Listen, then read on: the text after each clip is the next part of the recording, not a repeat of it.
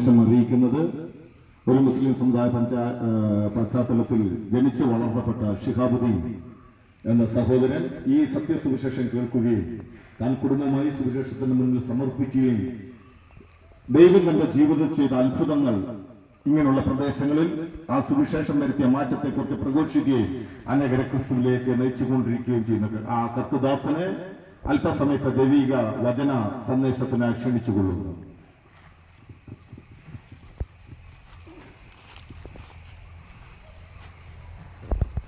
ദൈവത്തിന്റെ അതിപരിശുദ്ധമാകുന്ന നാമം വാഴ്ത്തപ്പെടുമാറാകട്ടെ. ദൂരത്തും ചാരത്തുമായി ഭവനത്തിന്റെ അകത്തളങ്ങളിൽ ഇരുന്നു കൊണ്ട് ഞങ്ങളെ ശ്രദ്ധിക്കുന്ന എല്ലാ നല്ലവരായ പ്രബുദ്ധരായ ദേശനിവാസികൾക്കും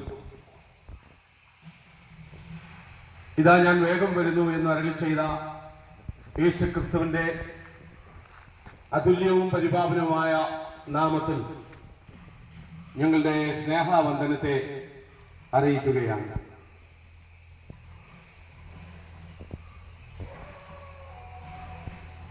കൊല്ലം ജില്ലയിൽ പുനലൂരുള്ള ചെമ്മത്തൂർ എന്ന് പറയുന്ന ദേശത്ത് പ്രവർത്തിച്ചു വരുന്ന ഗോസ്പൽ ടീമാണ് ഈ ദേശത്ത് നിങ്ങളുടെ മധ്യേയും കടന്നു വരുവാനിടയായിത്തീരുന്നത്. ചില നാളുകളായി കേരളത്തിന്റെ വിവിധ ജില്ലകളിൽ കടന്നുപോയി മാറ്റമില്ലാത്ത ദൈവത്തിന്റെ നിത്യ രക്ഷയുടെ സമാധാനത്തിന്റെ സന്തോഷത്തിന്റെ സന്ദേശം അറിയിച്ചുകൊണ്ടിരിക്കുന്ന പുനലൂർ ഗോസ്പൽ ടീമാണ് ഈ പകൽക്കാലവും ഈ ദേശത്ത് കടന്നു വരുവാൻ ഇടയായി തീർന്നിരിക്കുന്നത്. നമ്മളത് ശ്രദ്ധിച്ചാൽ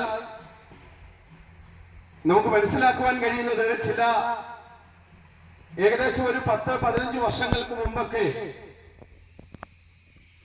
ഉള്ള കാലഘട്ടത്തിലേക്ക് നാം നമ്മുടെ ചിന്തയെ ഒന്ന് മാറ്റി നോക്കിയാൽ നമുക്ക് വ്യക്തമായി മനസ്സിലാക്കുവാൻ കഴിയുന്നത് ഇതുപോലെ ഇത്രത്തോളം ധാർമ്മികമായി അധപ്പതിച്ച മറ്റൊരു കാലഘട്ടം ഉണ്ടായിട്ടില്ല എന്നുള്ള വ്യക്തമായ സത്യമാണ് നമുക്ക് മനസ്സിലാക്കുവാൻ കഴിയുന്നത്. എന്താ കാരണം?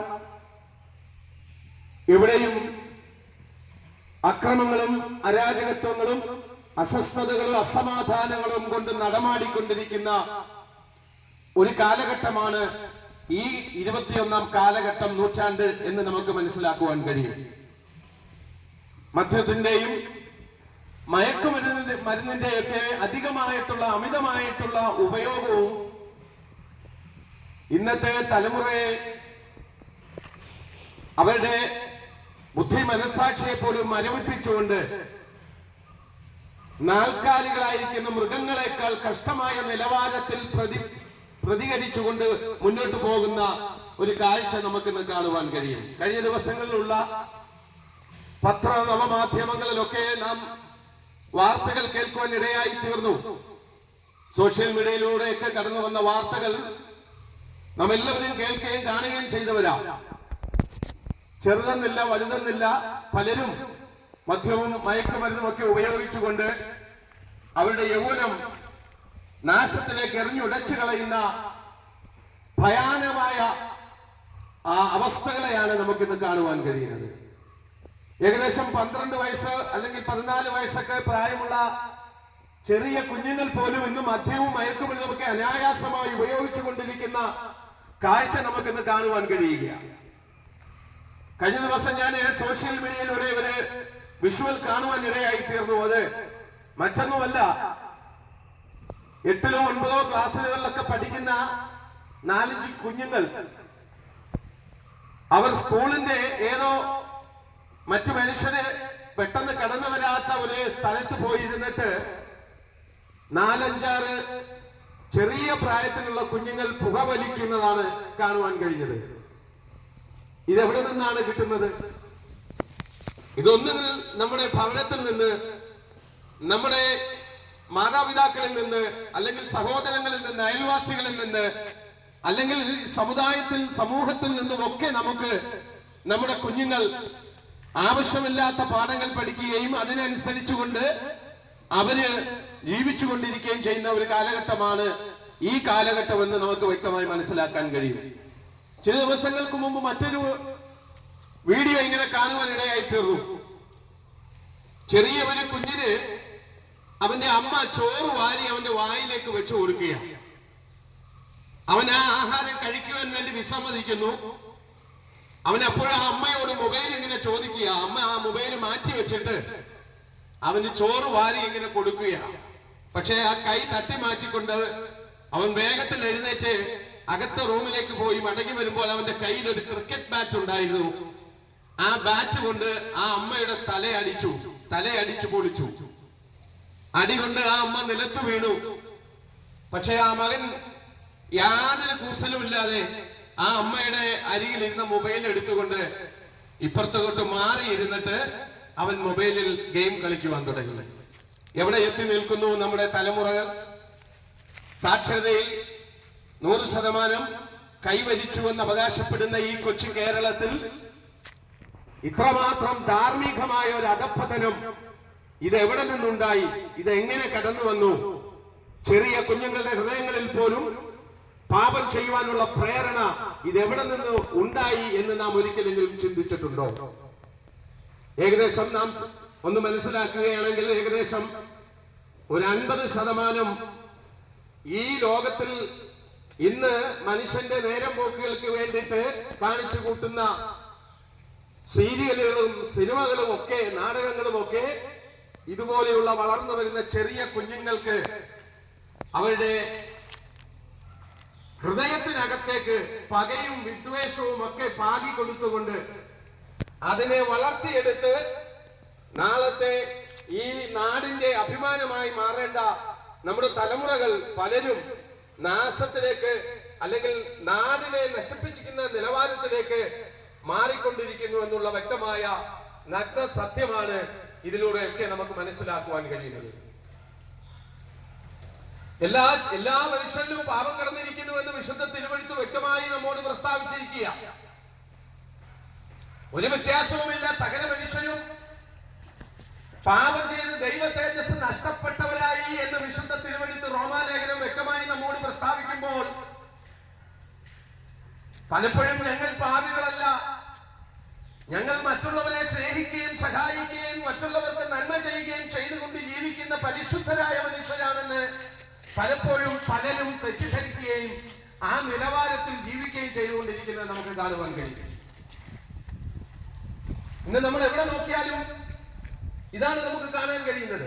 പലപ്പോഴും ഞങ്ങൾ സുവിശേഷം അറിയിക്കുവാൻ വേണ്ടി പല ദേശങ്ങളിലും കടന്നു ചെല്ലുമ്പോൾ പലരും പറയാനുണ്ട്, ഞങ്ങൾ പാപികളല്ല, ഞങ്ങൾക്ക് പാപത്തിന്റെ ആ ശിക്ഷയിൽ നിന്നുള്ള വിടുതൽ വേണ്ട, കാരണം ഞങ്ങൾ പാപികളല്ല, ഞങ്ങൾ ആരെയും കൊന്നിട്ടില്ല, ഞങ്ങൾ ആരെയും പിടിച്ചു പറിച്ചിട്ടില്ല, ആരുടെയും മുതൽ ഞങ്ങൾ സമ്പാദിച്ചിട്ടില്ല, അതുകൊണ്ട് ഞങ്ങൾക്ക് യേശുവിന്റെ രക്ഷ വേണ്ട എന്നൊക്കെ പറയുന്നവരാണ് പല മനുഷ്യരും. അതിലൊരു 70% മനുഷ്യരും ക്രിസ്ത്യാനികളാണെന്ന് മനസ്സിലാക്കുമ്പോഴാണ് നമുക്ക് വേദന ഉണ്ടാകുന്നത്. കാരണം സ്വർഗത്തിൽ സ്ഥിരമാക്കപ്പെട്ടിരിക്കുന്ന ദൈവത്തിന്റെ നിത്യവചനം പറയുന്നു, സകല മനുഷ്യരും പാപികളാണ്. ഒരു സംശയവുമില്ല, ഒരു വ്യത്യാസവുമില്ല. സകലരും പാപം ചെയ്ത് ദൈവ തേജസ് നഷ്ടപ്പെട്ടവരായി മാറി എന്ന് റോമാലേഖനം വ്യക്തമായി നമ്മോട് വിളിച്ചു പറയുമ്പോൾ ഞങ്ങൾ പാപികളല്ല എന്ന് പറയുന്ന ക്രിസ്ത്യാനികൾ എന്ന് അവകാശപ്പെടുന്ന പ്രിയ സഹോദരങ്ങളെ, ഇന്ന് പകലിലും ഞങ്ങൾ മാറ്റമില്ലാത്ത നിത്യരക്ഷയുടെ സുവിശേഷ സന്ദേശം ഈ ദേശത്തോട് ഞങ്ങൾ വിളിച്ചറിയിക്കുമ്പോൾ മാറ്റമില്ലാത്ത നിത്യരക്ഷ ഏറ്റെടുത്തുകൊണ്ട് യേശുക്രിസ്തുവിനെ രക്ഷിതാവും ദൈവമായി സ്വീകരിച്ചുകൊണ്ട് താങ്കളുടെ പാപത്തിന്റെ ശമ്പളത്തിൽ നിന്ന് താങ്കൾ വിടുതൽ പ്രാപിക്കണമെന്ന് ഞങ്ങൾ ഇന്ന് പകൽക്കാലം പറയുവാൻ താല്പര്യപ്പെടുകയാണ്. നമ്മുടെ കർമ്മമാർഗങ്ങൾ, നമ്മുടെ യാഗങ്ങൾ, നമ്മുടെ നേർച്ചകൾ, കാഴ്ചകൾ, ഹോമങ്ങൾ, ഇതൊന്നും നമ്മെ പാപത്തിൽ നിന്ന് രക്ഷിക്കുന്നതല്ല, പാപത്തിൽ നിന്ന് നമ്മെ വിടുവിക്കുന്നതല്ല. വിശുദ്ധ തിരുവെഴുത്ത് ഇങ്ങനെ പറയുന്നു, അവനവൻ ശരീരത്തിൽ ഇരിക്കുമ്പോൾ ചെയ്യുന്നത് നല്ലതാകിലും തീയതാകിലും അവനവന് തക്കവണ്ണം കൊടുപ്പാൻ പ്രതിഫലം യേശുവിന്റെ കരത്തിൽ ഉണ്ട് എന്ന് സത്യവേദ പുസ്തകം നമ്മോട് വ്യക്തമായി അസന്നിഗ്ധമായി അടിവരയിട്ടുകൊണ്ട് വിളിച്ചു പറയുമ്പോൾ, ഞങ്ങളെ കേൾക്കുന്ന പ്രിയമുള്ളവരോട് ഞങ്ങൾ വിളിച്ചു പറയുന്നു, താങ്കൾ ചെയ്തതിന്റെ നന്മയും താങ്കൾ ചെയ്തതിന്റെ തിന്മയുടെയും പ്രതിഫലം അളന്ന് തൂക്കി തരുവാൻ കഴിയുന്ന, ലോകത്തെ ന്യായം വിധിക്കുന്ന ലോകരക്ഷകനായിരിക്കുന്ന യേശു ക്രിസ്തു താങ്കൾ ചെയ്തതിന്റെ എല്ലാ പ്രതിഫലം അണുവിട വ്യത്യാസമില്ലാതെ അളന്ന് തൂക്കി താങ്കൾക്ക് തരുമെന്നുള്ള സത്യമായ ആ വേദഭാഗം ഞങ്ങൾ ഇന്ന് നിങ്ങളോട് വിളിച്ചു പറയാൻ താല്പര്യപ്പെടുകയാണ്. സകല മനുഷ്യരും പാപികളാ. ദൈവം തന്റെ സാദൃശ്യത്തിൽ സൃഷ്ടിച്ചാക്കി വെച്ച ആദ്യ മനുഷ്യനായിരുന്ന ആദാം പാപം ചെയ്ത് ദൈവ തേജസ് നഷ്ടപ്പെട്ടവനായി, ദൈവത്തിന്റെ ശാപത്തിന് കീഴിലായി ഏദൻ പരദീസ വിട്ട് ഈ താണഭൂമിയിലേക്ക് നിബന്ധിക്കുവാനിടയായി തീർന്നു. എന്താ കാരണം? ദൈവത്തിന്റെ കൽപ്പനയായിരുന്ന നന്മതിന്മകളെ കുറിച്ചുള്ള വൃക്ഷത്തിന്റെ ഫലം നിങ്ങൾ ഭക്ഷിക്കരുതെന്ന് പറഞ്ഞ ദൈവകൽപ്പന ലംഘിച്ചുകൊണ്ട് ആദ്യ മനുഷ്യനായിരുന്ന ആദമും ഹവ്വയും പാപം ചെയ്ത് പാമ്പിന്റെ വാക്കുകൾക്ക് ചെവി കൊടുത്തുകൊണ്ട് ദൈവത്തിന്റെ ശാപത്തിന് കീഴിലായി മാറി എന്നുള്ളത് വ്യക്തമായ സത്യമാണ്. ആ ആദമിലൂടെ പിന്നീട് ഭൂമിയിലേക്ക് അവതരിച്ചു വന്ന സകല മനുഷ്യരും പാപത്തിന് കീഴിലാണ് ജനിക്കുന്നത് എന്നുള്ള നഗ്നമായ സത്യം വിശുദ്ധ തിരുവഴുത്തിനോട് ചേർന്നതെന്ന് ഞങ്ങൾ ദേശത്തോട് വിളിച്ചു പറയുവാൻ താല്പര്യപ്പെടുകയാണ്. അപ്പൊ ആദം പാപം ചെയ്തു. ആ ആദമിന്റെ സന്തതികളായിരിക്കുന്ന ഓരോ മനുഷ്യരും, ആദമിന് ശേഷമുള്ള സകല മനുഷ്യകുലവും അത് പാപത്തിന് കീഴിലാണ് ജനിക്കുന്നത്, പാപത്തിന്റെ അടിമത്തത്തിന് കീഴിലാണ് ജനിക്കുന്നത് എന്ന് വ്യക്തമായിട്ട് ഞങ്ങൾ നിങ്ങളോട് വിളിച്ചു പറയുക. ഇനി ജനിക്കാനിരിക്കുന്ന കുഞ്ഞു പോലും അത് പാപത്തിന് കീഴിലാണ് ജനിക്കുന്നത്. അപ്പൊ ഈ പാപിയായിരിക്കുന്ന മനുഷ്യന് സ്വർഗരാജ്യം അവകാശമാക്കുവാൻ കഴിയത്തില്ല എന്ന് വ്യക്തമായിട്ട് വിശുദ്ധ ബൈബിൾ വിളിച്ചു പറയുന്നു. അപ്പൊ ഈ പാപത്തിൽ നിന്ന് രക്ഷ നേടണമെങ്കിൽ ഇവിടുത്തെ കർമ്മമാർഗങ്ങളോ ഇവിടുത്തെ കഴിക്കുന്ന നേർച്ചകളോ കാഴ്ചകളോ ഇതൊന്നും ഇവിടുത്തെ പാപത്തിൽ നിന്ന് നമ്മെ രക്ഷിക്കാൻ പര്യാപ്തമായ കാര്യമല്ല എന്ന് ഞങ്ങളെ കേൾക്കുന്ന പ്രിയമുള്ളവർ മനസ്സിലാക്കണം. ഇപ്പൊ പാപത്തിൽ നിന്ന് രക്ഷപ്പെടാൻ കഴിയുന്ന ഒരേ ഒരു മാർഗം എന്ന് പറയുന്നത് ഇവിടെ ഞങ്ങൾ വിളിച്ചു പറയുന്ന യേശുക്രിസ്തു എന്ന രക്ഷിതാവ് മാത്രമാണ്. ആ യേശുവിൽ നാം വിശ്വസിക്കണം. ആ യേശുവിനെ നാം ഹൃദയം കൊണ്ട് നീതിക്ക് വേണ്ടി വിശ്വസിക്കുകയും അധരം കൊണ്ട് രക്ഷയ്ക്ക് വേണ്ടി ഏറ്റുപറയുകയും ചെയ്താൽ താങ്കൾ രക്ഷിക്കപ്പെടുമെന്ന് റോമലേഖനം വ്യക്തമായി നമ്മോട് വിളിച്ചു പറയുകയാണ്. അതല്ലേ ഞങ്ങൾക്ക് രക്ഷ വേണ്ട, ഞങ്ങൾ ക്രിസ്ത്യാനികളാണ്, ഞങ്ങൾ യേശുവിനെ വിളിക്കുന്നവരാണ്, ഞങ്ങൾ യേശുവിനോട് പ്രാർത്ഥിക്കുന്നവരാണ്, പാരമ്പര്യ വിശ്വാസക്കാരാണ് എന്നൊക്കെയാണ് നമ്മൾ ചിന്തിക്കുന്നത്. പക്ഷേ അതൊക്കെ നമ്മുടെ കേവലം നമ്മുടെ മാത്രം ചിന്തകളാണ്.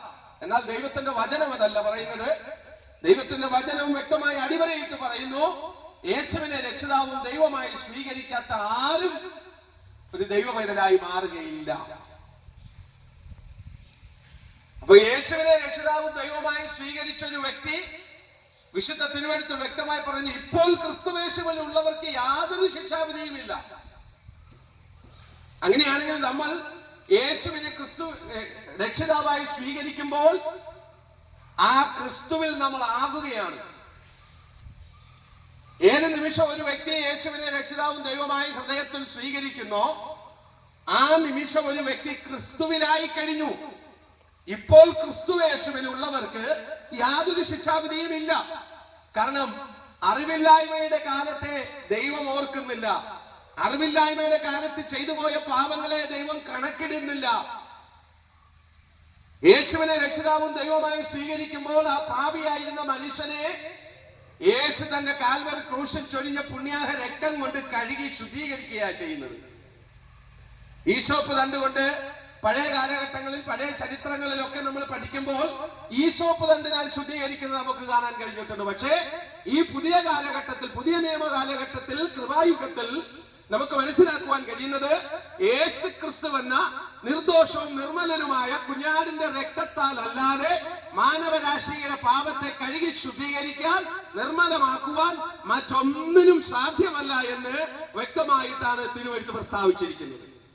അതുകൊണ്ട് ഞങ്ങളെ കേൾക്കുന്ന പ്രിയ സഹോദര, പിതാവേ, മാതാവേ, കുഞ്ഞുങ്ങളെ, യൗവനക്കാര, ഇന്ന് പകൽക്കാലം താങ്കളെ യേശുവിനെ രക്ഷിതാവും ദൈവമായി സ്വീകരിച്ചിട്ടില്ല എങ്കിൽ താങ്കളുടെ പാപത്തിന്റെ ശമ്പളമാകുന്ന നിത്യമരണത്തിൽ നിന്ന് താങ്കൾ രക്ഷിക്കപ്പെടേണ്ടിയിരിക്കുന്നു.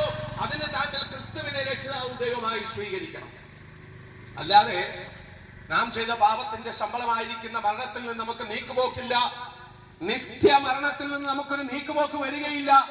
യേശുവിനെ സ്വീകരിച്ചിട്ടില്ലാത്തൊരു വ്യക്തിയും ദൈവത്തോടൊപ്പം നിത്യ പരദീസയിലേക്ക് പ്രവേശിക്കുകയില്ല. ആ വ്യക്തിയെ നിത്യ നരകത്തിലേക്ക് എടുത്തെറിയുവാനിടയായി തീരും. വിശുദ്ധ തിരുവെഴുത്ത് വ്യക്തമായി നമ്മളോട് അത് പ്രസ്താവിച്ചിരിക്കുന്നു. നോക്കിയേ, വെളിപ്പാട് പുസ്തകം നമ്മൾ വായിക്കുമ്പോൾ വെളിപ്പാട് പുസ്തകത്തിൽ ഇങ്ങനെ പറഞ്ഞിരിക്കുന്നു. എന്താണ് പറയുന്നത്? വെളിപ്പാട് പുസ്തകത്തിൽ ഇങ്ങനെ പറഞ്ഞിരിക്കുന്നു, ക്രിസ്തുവിനെ രക്ഷിതാവും ദൈവമായി സ്വീകരിക്കാത്ത ഏതൊരു വ്യക്തിയുടെയും മരണാനന്തര ജീവിതം അത് നിത്യ നാശത്തിലാണ്, കെടാത്ത തീക്കകത്താണ് എന്ന് വ്യക്തമായി വെളിപ്പാട് പുസ്തകം നമ്മോട് വിളിച്ചു പറയുന്നു. മറ്റൊരു വേദഭാഗത്തിൽ ഇങ്ങനെ കാണുന്നു, ജീവപുസ്തകത്തിൽ പേരെഴുതി കാണാത്ത ഏവനെയും തീക്കകത്ത് തള്ളിയിടുമെന്ന് വ്യക്തമായി പ്രസ്താവിച്ചിരിക്കുന്നു. അങ്ങനെയാണെങ്കിൽ എന്നെ കേൾക്കുന്ന പ്രിയമുള്ളവരെ, ഈ പകൽക്കാലം ഇത്രത്തോളം ദൂരം ഞങ്ങൾ കടന്നു വന്ന് മാറ്റമില്ലാത്ത നിത്യരക്ഷയെ ഈ ദേശത്തോട് ഞങ്ങൾ വിളിച്ചു പറയുമ്പോൾ ഈ യേശുക്രിസ്തുവിനെ രക്ഷിതാവും ദൈവമായി സ്വീകരിച്ചുകൊണ്ട് താങ്കളുടെ നിത്യതയെ ഉറപ്പിക്കുവാൻ ഇന്ന് പകൽക്കാലം ഞങ്ങൾ നിങ്ങളോട് ആഹ്വാനം ചെയ്യുകയാണ്. മുസൽമാനും ക്രിസ്ത്യാനിക്കും ഹിന്ദുവിനും യവനും യഹൂദനും സകല മനുഷ്യർക്കും രക്ഷ കൊടുക്കുവാൻ കഴിയുന്ന ഏക നാമം എന്ന് പറയുന്നത് ഇവിടെ ശിഹാബുദ്ദീൻ വിളിച്ചു പറയുന്ന ലോകരക്ഷിതാവായിരിക്കുന്ന യേശു ക്രിസ്തു എന്ന നാമം മാത്രമേ ഉള്ളൂ. ആ യേശുവിനെ നാം രക്ഷിതാവും ദൈവമായി സ്വീകരിച്ചെങ്കിൽ മാത്രമേ ഈ സകല നിത്യ ശിക്ഷാബുദ്ധിയിൽ നിന്നും നമുക്ക് രക്ഷ പ്രാപിക്കുവാൻ കഴിയുകയുള്ളൂ എന്ന് വ്യക്തമായി നിങ്ങൾ മനസ്സിലാക്കണമെന്ന് ഞങ്ങൾ താല്പര്യപ്പെടുന്നു. അതിനുവേണ്ടിയാണ് ഇത്രത്തോളം ദൂരം ഞങ്ങൾ കടന്നു വന്ന് ഈ ദേശത്ത് വന്ന് മാറ്റമില്ലാത്ത ഈ നിത്യരക്ഷയുടെ സുവിശേഷ സന്ദേശം ഞങ്ങൾ ഇങ്ങനെ വിളിച്ചറിയിക്കുന്നത്. അപ്പൊ ജീവപുസ്തകത്തിൽ പേരെഴുതി കാണാത്ത ഏവനെയും തീപ്പൊയ്കയിൽ തള്ളിയിടുമെന്ന് വിശുദ്ധ തിരുവെഴുത്ത് വ്യക്തമായി പ്രസ്താവിച്ചിരിക്കുമ്പോൾ നാം ഒരു കാര്യം മനസ്സിലാക്കുക, രക്ഷിക്കപ്പെടുന്നവരെ കർത്താവ് ദിനംപ്രതി സഭയോട് ചേർത്തു എന്ന് തിരുവെഴുത്തിൽ നമുക്ക് വായിക്കാൻ കഴിയുകയാണ്. അപ്പൊ രക്ഷിക്കപ്പെടുന്ന ഒരു വ്യക്തിയെ, ആ വ്യക്തിയുടെ പേര് ജീവപുസ്തകത്തിൽ എഴുതപ്പെടുന്നു. ഒരു വ്യക്തി രക്ഷിക്കപ്പെടുമ്പോൾ, ക്രിസ്തുവിനെ രക്ഷിതാവും ദൈവമായി സ്വീകരിക്കുമ്പോൾ ആ വ്യക്തിയുടെ പേര് ജീവപുസ്തകത്തിൽ എഴുതപ്പെടുന്നു. ജീവപുസ്തകത്തിൽ പേര് എഴുതി കാണാത്ത ഏവനെയും തീപ്പൊയ്കയിൽ തള്ളിയിടുമെന്ന് വെളിപ്പാട് പുസ്തകം 22-ാം അധ്യായം വ്യക്തമായി നമ്മോട് വിളിച്ചു പറയുകയാണ്. അതുകൊണ്ട് മരണാനന്തര ശേഷം ഉള്ള ജീവിതം ആ യേശുക്രിസ്തുവിനോടൊപ്പം നിത്യ പരദീസയിൽ നിത്യ സന്തോഷത്തിൽ ജീവിക്കേണ്ടതിന് ഇന്ന് പകൽക്കാലം താങ്കൾ യേശുവിനെ രക്ഷിതാവും ദൈവമായി സ്വീകരിച്ച് താങ്കളുടെ പാപം കഴുകി ശുദ്ധീകരിക്കണമെന്ന് ഞങ്ങൾ നിങ്ങളോട് വിളിച്ചു പറയുകയാണ്. പ്രിയമുള്ളവരെ, ഇപ്പോഴാകുന്നു സുപ്രസാദ കാലം, ഇതാകുന്നു രക്ഷാ ദിവസം എന്ന് ദൈവത്തിന്റെ വചനം വ്യക്തമായി വെളിപ്പെടുത്തിയിരിക്കുന്നു. അങ്ങനെയാണെങ്കിൽ നാളെ ആകട്ടെ, പിന്നെയാകട്ടെ, അടുത്ത പ്രാവശ്യമാകട്ടെ, അടുത്ത വർഷമാകട്ടെ, അപ്പനോട് ചോദിക്കട്ടെ, അമ്മയോട് ചോദിക്കട്ടെ, ഭാര്യയോട് ചോദിക്കട്ടെ, മാതാപിതാക്കളോട് ചോദിക്കട്ടെ, കുഞ്ഞുങ്ങളോട് ചോദിക്കട്ടെ എന്നൊക്കെ പറഞ്ഞ് നമ്മൾ മാറ്റമില്ലാത്ത നിത്യരക്ഷയെ തള്ളിക്കറഞ്ഞുകൊണ്ട് മുന്നോട്ട് പോകുമ്പോൾ നാം ഒന്ന് മനസ്സിലാക്കുക, ഏത് നിമിഷമാണ് മനുഷ്യനെ മരണം കടന്നു പിടിക്കുന്നതെന്ന് അറിയുവാൻ കഴിയത്തില്ല. ഒരുപക്ഷെ വാഹനം ഓടിക്കുമ്പോഴായിരിക്കാം, ഒരുപക്ഷെ യാത്ര ചെയ്തുകൊണ്ടിരിക്കുമ്പോഴായിരിക്കാം, ഒരുപക്ഷെ വീട്ടിലിരിക്കുമ്പോഴായിരിക്കാം, ആഹാരം കഴിക്കുമ്പോഴായിരിക്കാം. ഏത് നിമിഷവും ഒരു മനുഷ്യനെ മരണം കടന്നു പിടിക്കുവാൻ ഇടയായി തീരും. ആ മരണത്തിന്റെ കരാളഹസ്തങ്ങൾ നമ്മെ നമ്മെ വാരിപ്പുണരും മുമ്പേ യേശുവിലുള്ള നിത്യരക്ഷയെ ഉറപ്പിച്ചുകൊണ്ട് ദൈവത്തിന്റെ കൽപ്പനയായ നിബന്ധന സ്നാനം സ്വീകരിച്ചുകൊണ്ട് ദൈവത്തിന്റെ വാഗ്ദത്തമാകുന്ന പരിശുദ്ധാത്മാവിനെ പ്രാപിച്ച് വേർപാടും വിശുദ്ധിയും പാലിച്ച് താങ്കൾ ജീവിച്ചാൽ താങ്കൾക്ക് ദൈവത്തിനോടൊപ്പം എടുക്കപ്പെടുവാൻ ഇടയായി തീരും. താങ്കളുടെ മരണശേഷവും താങ്കൾ ദൈവത്തോടൊപ്പം നിത്യപരദീസയിൽ വസിപ്പാൻ ഇടയായി തീരും. അല്ല എങ്കിൽ നാം നാശത്തിലേക്ക് പോകുന്നവരുടെ കൂട്ടത്തിൽ താങ്കളും ഗന്ധകവും തീപ്പുകയും കത്തുന്ന ആ നിത്യ നരകത്തിലേക്ക് അതിന്റെ അവകാശികളായി മാറുമെന്ന് ഞങ്ങൾ ഇന്ന് പകലിലും താങ്കളോട് വിളിച്ചു പറയുവാൻ താല്പര്യപ്പെടുകയാണ്. വിശുദ്ധ തിരുവെഴുത്ത് പ്രവൃത്തികളുടെ പുസ്തകം അപ്പോസ്തല പ്രവൃത്തി 4:12 വ്യക്തമായി പറയുന്നു, മറ്റൊരുവനിലും രക്ഷയില്ല, നാം രക്ഷിക്കപ്പെടുവാൻ ആകാശത്തിന് കീഴിൽ മനുഷ്യരിടയിൽ നൽകപ്പെട്ട വേറൊരു നാമവുമില്ല, യേശു എന്നൊരു നാമമല്ലാതെ. അതുകൊണ്ട് ഈ പകൽക്കാലവും പുനലൂരിന്റെ ദേശത്ത് നിന്ന് ഒരു പാരമ്പര്യ മുസ്ലിം ആയിരുന്ന ശിഹാബുദ്ദീൻ ഈ ദേശത്ത് വന്ന് മാറ്റമില്ലാത്ത നിത്യരക്ഷയെക്കുറിച്ചുള്ള ദൈവത്തിന്റെ സുവിശേഷ സന്ദേശം ഇങ്ങനെ വിളിച്ചു പറയുമ്പോൾ ഞങ്ങൾ ക്രിസ്ത്യാനികളാണ്, ഞങ്ങൾ ഹിന്ദുക്കളാണ്, ഞങ്ങൾ മുസ്ലിങ്ങളാണ്, ഞങ്ങൾ യഹൂദന്മാരാണ്, യവനന്മാരാണ്, ബർബരന്മാരാണെന്നൊക്കെ പറഞ്ഞ് മാറ്റമില്ലാത്ത നിത്യരക്ഷയെ പിന്നിലേക്ക് തള്ളിക്കൊണ്ട് നാശത്തിലേക്ക് ഓടുന്നവരായിട്ടല്ല, മറിച്ച് ക്രിസ്തുവിനെ രക്ഷിതാവും ദൈവമായി സ്വീകരിച്ചുകൊണ്ട് നിങ്ങൾ പാപത്തെ കഴുകി ശുദ്ധീകരിക്കാൻ ഏൽപ്പിച്ചു കൊടുക്കുക.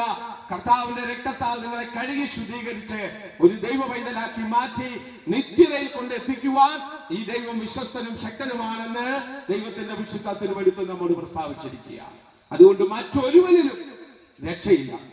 നാം രക്ഷിക്കപ്പെടുവാൻ ആകാശത്തിന് കീഴിൽ മനുഷ്യനെ നൽകപ്പെട്ട യേശു എന്നൊരു നാമമല്ലാതെ മറ്റൊരു നാമവുമില്ല.